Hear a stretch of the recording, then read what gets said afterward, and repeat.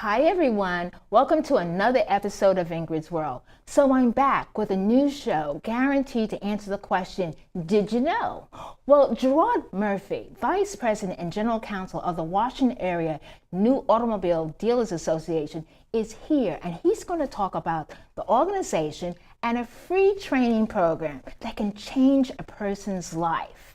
And then we get a chance to talk with Sandra Manigault. Sandra is an author, educator, creative writer, artist, and workshop designer. Ah, yes, and she's even an inspirational speaker. She has just published a juicy novel that's a page turner. Ah, the power of the pen to make you happy.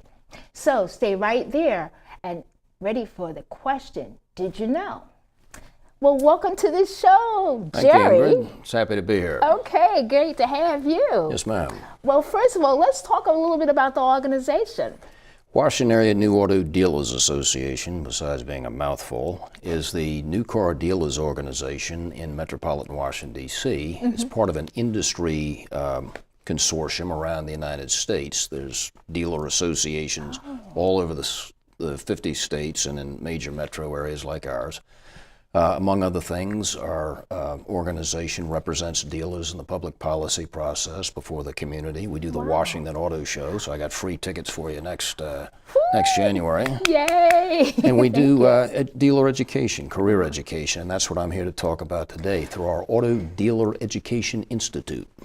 You know, first of all, love the auto show. My husband and I, that's one of our big things. We always go every year. But I found out about the amazing program that you do in terms of training, I guess, young people. I saw quite a few there on the automobile industry. So tell us a little bit about that. Well, our Auto Dealer Education Institute, ADEI, we have a technician development program because there's a technician shortage crisis in the automobile industry. And our association has stepped into that challenge by creating this education program in conjunction with schools. I mean, here in Fairfax, we work with the Foundation for Applied Technology Education, FATE, with the Fairfax County Public Schools. Oh my goodness. We also work through them at Marshall Academy on our post-high school program, which is a work-study program where we train these technicians, these technician apprentices, I guess we would call them. Right. Got the same deal working over in Montgomery County. FATE's opposite program with Montgomery County Schools is working with us, as is Montgomery College. And again, this is a college-level program. These are young adults we're talking about, not minor high school young kids. Adults. The high school programs feed into it. So we've got a crop of potential, young men and women who will aspire to become technicians. And we get them employed with a new car dealer, and they're apprentice trainees in the service department, either doing technical stuff or body work. And they're being trained at the same time, systematically trained through Montgomery College or Marshall Academy with the Fairfax school system over here, or Hayfield Academy. At Hayfield, yeah. Oh my goodness. And it's an amazing program. It's like one day a week. They're not in the dealership learning with mentor technicians. They're actually taking coursework. The whole gamut of auto technology: engines, brakes, steering. So how do they get involved? I mean, we have people who are out there saying, this sounds like really interesting, but like, how do I get involved in something? First of all, what's the qualification? How do you get into You need a high school diploma. Okay. And in order to get employed by a dealership, you can't have a criminal record. You need a driver's license. Driver's license. And that's really about it. 18 high school diploma. Years old or more. 18 years old. And a high school diploma, and boom, you're good to go. Well, not quite. How much does it cost? It's a scholarship. It doesn't cost the student anything. Okay, so let's go back to this for my viewers. Okay, sure. How much does it cost? Zip, nothing. Zero. It's a scholarship. Okay, it's a scholarship. Yes. Oh, you get a job goodness. and you get a scholarship in this program, and at the end of probably 2.5 years or maybe 4 or 5 semesters, you're a line technician, which means that you're pretty much set for life in a career if that's what you want to do after you've been through this program. And line technicians, I mean, it's great. You're working on cars. It's no longer the old shade tree mechanic. I mean, you're pretty much wearing a white frock coat and a skinny tie with a stethoscope around your neck. You're a high-tech person because these cars are computers today. Oh, tell me about it. Yeah. I mean, you're doing brakes, you're doing steering, you're doing engines, transmissions, the whole enchilada. And you've gotten through this program in the course of a couple and a half years, 4 or 5 semesters. You're a line technician. And, you can have that as a career the rest of your life, and you can make a truly fine living at that. Yes. Where you're making some serious money, approaching 6 figures. 6 figures? Yep. I love it. Oh my word. Because when I guess about a year ago, I attended a luncheon that was there at Montgomery College. Yes. And it was like in like the garage. It was inside. Yeah, it was in the Godelsky Center, which is where our program operates over there. Okay. And I was just really amazed at all the technology was there, lots of computers and cars that the students work on. When they're not in the dealership employed, because they are. I mean, that's part of this. It's not only a scholarship, but you're employed. You have a job. So you have a job. You're a technician apprentice. So you're in school, you said 1 day a week? Yeah, pretty much. 1 day a week, and it's on a semester basis, in conjunction with Montgomery College, semester program, or Marshall Academy or Hayfield Academy over here in Fairfax.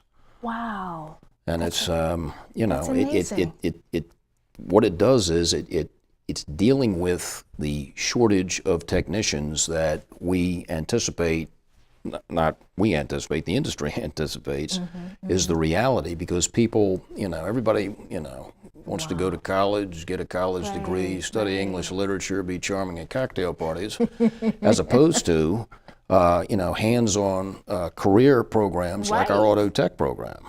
And isn't that important? My gosh. My goodness. I mean, who's going to fix the cars? We'll all be bumping into each other. Oh my goodness. I mean, because every time I get a signal on my car, I'm going like, okay, how do you fix this? And it used to be years ago, I would, ask my husband, well, could you go check and see what's going on? I got a light. Now it's no, he doesn't have a clue these days, because you open it up, I mean, it's a computer. I mean, it's a computer. You hardly know where the dipstick is anymore. How did you know my dilemma? Yeah, well, that's because I'm not particularly adept at auto technology either. My wife thinks I am, but I'm not. Yeah, I was online trying to figure it out. Oh yeah. To search on. Okay, so now where do I check? How do I check for the oil? But what you're saying and how proactive. How long has this program been going on? Oh gosh, I would say probably 7 or 8 years. My goodness. How and we got amazing. A wonderful relationship with Fairfax County Public Schools through the FATE. I love it. The Foundation for Applied Technical Education. I always have to think about that. FATE. Yes. And then in Montgomery County, that counterpart program, those are high school programs. But then we also have created this college level program, which is what we're talking about. These are for young adults. See, and how important, and this is about, we talk about STEM careers. Yes. Well, golly, that sounds like one, you my bet. goodness. And it's very important. It's going to become even more important. You also formed a partnership with the Rotary too. Do they get involved? Right. The Rotary clubs around the region in the Maryland suburbs and Northern Virginia have lined up to assist us, with this program. Wonderful. And support us with funding as well as getting the word out about the program. Wow. And we've had just a fabulous relationship with Rotary. I've been a Rotarian most of my adult life. Wow. Which has only been about 10 years. Oh. Well, I think I'm a Rotarian also. Oh, are you really? Oh, Wow, yeah. congratulations. Okay. That's good. Pleasure to meet you. Yeah, service above self and all Service that. above self. That's why we have Ingrid's World. So, Yeah. yeah, and I think my first time that I got involved in it, of course, was through our former district governor, Tintin Rashid. Oh, yes, yes. She Lovely came to woman. my club. I'm a member of the Rotary Club of Tyson's Corner. Oh, yeah. And I'm part of D.C. okay, club. you're DC. Right, That's your downtown. club. So what's happened is that she presented it, and I was like blown away. And then, of course, she invited me to the luncheon. I'm like, oh yeah, this is definitely needs to be on a show, on my show, and we need to get the word out about how students can get involved. And it's about employment. I mean, I think that's what is. we all want our young people to be employed. It's about careers. And is it's a what it is. career. Careers. And I think that that's even more. Oh, yeah. I mean, that's lasting. Yeah. Because and that's what we want to do as an industry is communicate to young adults It's a that this is a career opportunity, that auto Right. technology is not, the old days, the shade tree mechanic, with his bag of tools. Right. I mean, you're really a high tech person. You're plugged in through a dealership with the automaker. You're going online trying to figure out these fixes. You're walking around in a little white coat, and you skinny black tie, and you got a stethoscope. You look like a doctor. And I'm only kidding. and charging me about $2,000 to get my car Oh, fixed. you bet. That's free enterprise. Wait a minute. That's America. And you know what? And I'm gladly saying, here's my credit card. Because you don't want to fix it. Because that's, Yeah, wait a he's- minute, I well, can't fix it. I talked to my husband. He'll fix it. No, he won't. No, he won't. So yeah, you get these high bills, but it's a wonderful thing that through your organization, you're offering careers. So I'm hoping people are they're watching this show, they're seeing the website information, and they can go there. And I guess, is that the first step, to get involved? Yeah, well, it's a win-win situation for the industry that is desperate, for the next generation of technicians, but then for young adults. I mean, because so many young people, are technically oriented, and they enjoy working with their hands. That's not Yes, me. I can't even yes. bait a fish hook, but a lot of people can. They love it. Men and women, I might Men and add. women. Because it's saw women. I did. it's a I whole was new there. beautiful world, It's and fantastic. these opportunities are there. You could contact us, our organization, and I'm happy to give that number for the ADEI if that's helpful. Excellent. Auto Dealer Education Institute, ADEI for short. The telephone number in the District of Columbia is 202-237-7200. Excellent. Well, look, thank you so much for being on the show. Well, Ingrid, and this is you great. are amazing. No, I up the appreciate good it a lot. work. Really enjoyed it, and go Rotary. Go Rotary! Woo! Coming up next, we'll be talking with Sandra Manigault. So stay right there. We'll be right back.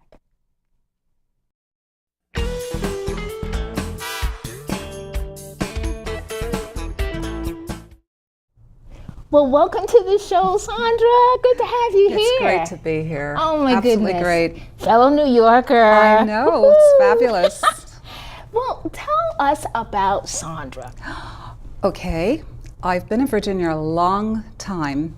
Came down as a math teacher Oh, because I had taught math in high school and community college in New York. oh my goodness. And when Donald and I relocated to Virginia, I did the same thing. I was in Fairfax County for a while, then went to Northern Virginia Community College, Wow. where I stayed for close to 20 years. Oh my goodness. Yeah, long time, long Good time. relationship. Yeah, I guess so. Yeah. And in that time, I really hadn't thought about being an author at all. That kind of evolved on its own. I did speeches. I wrote stuff for his educational business, Manigault Institute, but I never really Which, by thought the about way, is writing amazing. books. Oh, thank you. Because my kids had gone to it, so Oh, it was that's fantastic. great. Thank you We're for just giving you saying that so. plug. Okay. Thanks for saying so. What happened is I was at a fabulous conference in the mid-90s in Vail, Colorado, Okay. a program called Teaching for a Change with community college teachers of color from all over the country. Oh my It was gosh. fabulous. Oh my goodness. At the end of the conference, everyone had to commit to doing a project for his or her home college, which for me was Nova. Okay. I had no idea what I was going to say, but when they got around to me, I stood up and said, I'm going to write a book to empower my students to do math more effectively. Oh my gosh. And when I sat down, I thought, what did you just commit to? So out of that, my first book was born, Book for Math Empowerment. Oh yeah, I Rethinking think the we're subject. showing that. Oh, great. Yeah, great. yeah. So that was done. I then wrote a sequel to that book, Children's Book for Math Empowerment. And then I was in a wonderful creative writing class, and I had to do a project as an end of semester assignment. I did a group of essays that later morphed into a memoir. Memoir was fragments of a woman's life. Which I read. Oh, Wonderful. great. Yes. I'm glad you liked that one. Very enjoyable. So there I was, 3 books under my belt, in a different semester, same instructor, same campus of Nova. And by the way, the students had no idea I was a faculty member because I was on a different campus. They had no idea. But there I was in class with them as a student with a wonderful professor who happens to be Dr. Laura Casal, fabulous woman. Wow. So we're there in another semester doing what she does, and people are writing all different kinds of genres of literature. And so there I am, and she says, she gave us a homework assignment. And one of the questions in the assignment was to write a scene in which sex was or was not the inevitable outcome. Ooh. And I thought, ooh, this sounds like fun. So I, of course, chose the one where it was. And that became the first 2 chapters of what is now the novel Vanessa, A Love Story. Oh my good. That's how that was born. That was the genesis of Vanessa, A Love Story. Oh my goodness. Yeah. So we want people to read it. So let's wet their whistle about Okay. Vanessa. Okay. So what would you like to know? So, there's a storyline of Vanessa. What's the storyline? The best caption of the storyline is something I read on the web that someone I have no idea who it was wrote. Okay. And this person wrote, Vanessa, A Love Story is about a young professor who becomes involved with a wealthy Brazilian artist. And I thought, wow, I couldn't have said it better. Very nice. To tweak a little more, Vanessa is in her early 30s. She's gorgeous. She's African American. Okay. She's a psychology professor. Okay. And she is brilliant and beautiful. Ooh. But she gets swept off her feet.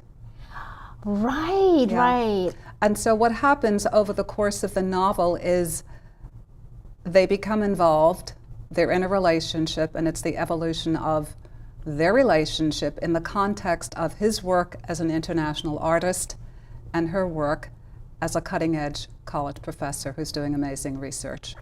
So, when I read about those characters, I mean, how did you develop these characters? How did they evolve? That's interesting. I could see them both very clearly in my mind, but in terms of her love interest, I knew in my mind who I wanted him to be. He was almost an archetype. His energy is very, very strong. It's his energy, his charisma that literally captures her attention, mesmerizes her, hypnotizes her before anything ever happens. So it's interesting. So when you write this book, and so you're thinking about, how these characters, did you do research on? No. No. Wow. In the settings. What an imagination you have. Well, let me put it this way. The book starts in New Mexico, where she is as a result of her desire to escape the East Coast in the wake of a divorce. Right, So that's what she's in New struck Mexico. I happen to have visited New Mexico, so I understood something about New Mexico. There is a bleakness about parts of New Mexico.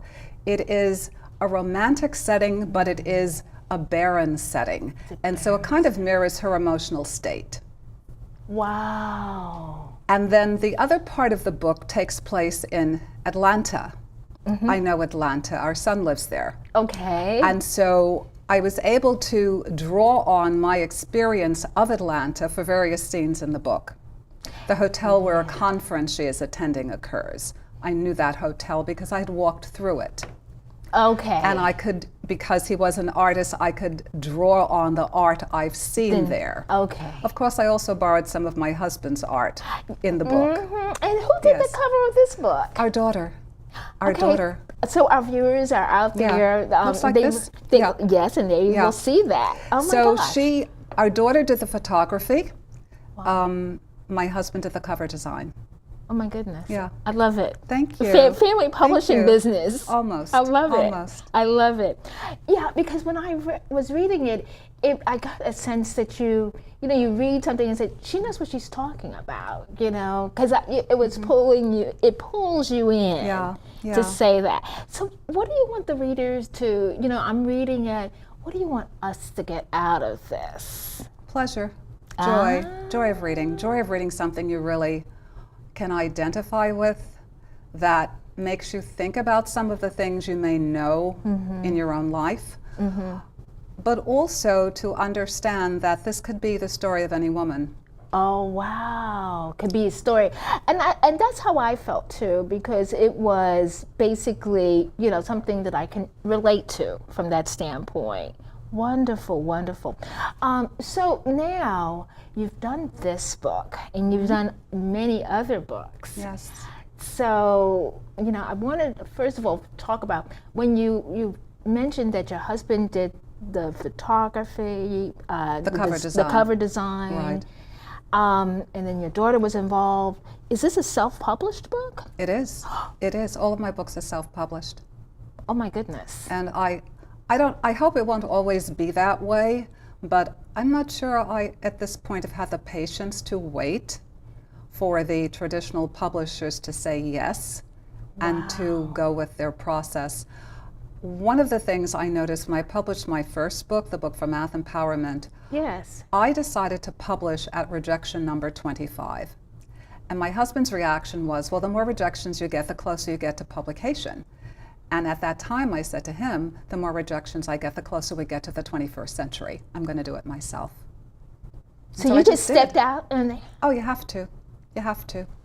I think a lot of authors self-publish their first couple of books, and then if they're really successful, then the other people pay attention, and then they want to become engaged in your career as a writer.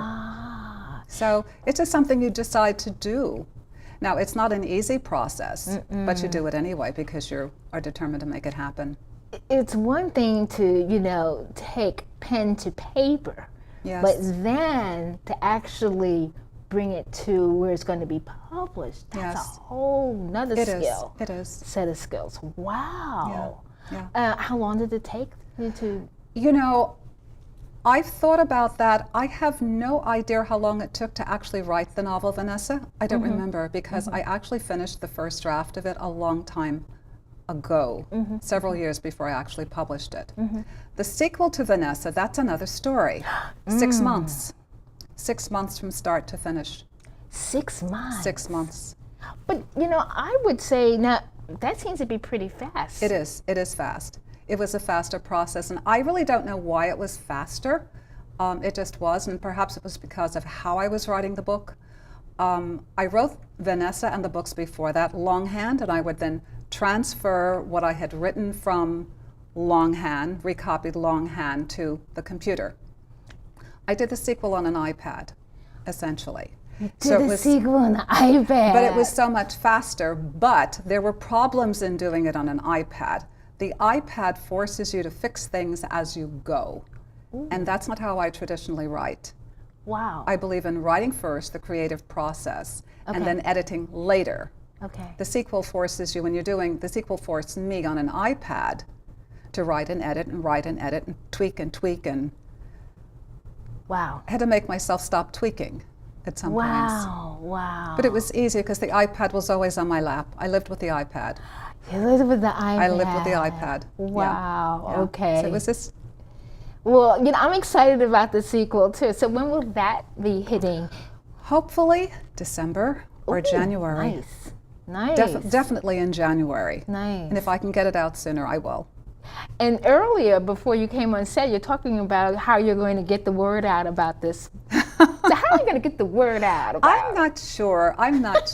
All I can say is the color red is significant in the sequel. All right. And when you read the sequel, you'll know why the color red is important. Okay, okay. It's just something that happens. So the thing is, where do we get more information about, about you and about your books? And Well, the best way is probably to go to my website, very good. sandralandlegacies.com, Very cool. which is part blog, part books, part workshops, everything's there. I noticed that. Yeah. I love it. Yeah, I and love they can it. get the book directly from the website. They go out right away. Oh my goodness, They'll have what them in fun. a few days. What fun, what fun.